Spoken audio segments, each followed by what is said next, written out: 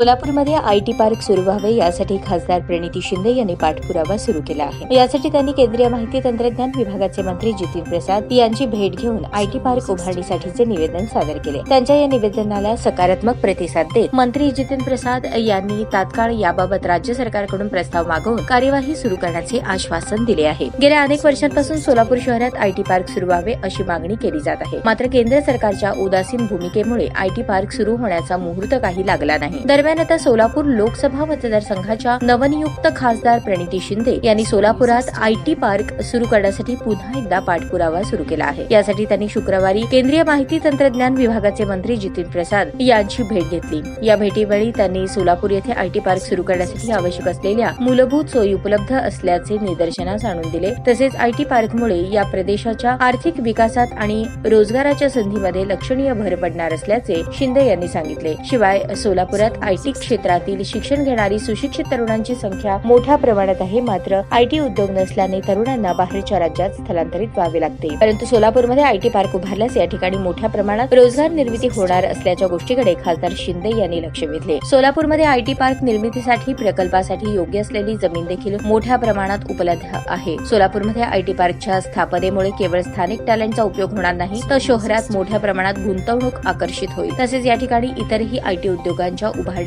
चालना मिळेल। तसेच हा उपक्रम देशातील डिजिटल विकासाला चालना देण्याच्या योजनेला आणि देशभरात स्मार्ट शहरे निर्माण करण्याच्या सरकारच्या संकल्पनेशी सुसंगत असल्याचेही मत खासदार प्रणिती शिंदे यांनी आपल्या निवेदनातून व्यक्त केले। दरम्यान प्रणिती शिंदे यांच्या या मागणीवर केंद्रीय मंत्री जितीन प्रसाद यांनी सकारात्मक भूमिका घेतली आहे। येत्या काळात महाराष्ट्र शासनाकडून सोलापूरमध्ये आयटी पार्क सुरू करण्यासंबंधीचा सविस्तर प्रस्ताव मागवण्यात येईल आणि त्या प्रस्तावानुसार तात्काळ आयटी पार्क उभारणीसाठीची मंजुरीही देण्याचे आश्वासन माननीय मंत्री जितीन प्रसाद यांनी दिले असल्याची माहिती खासदार प्रणिती शिंदे यांनी दिली।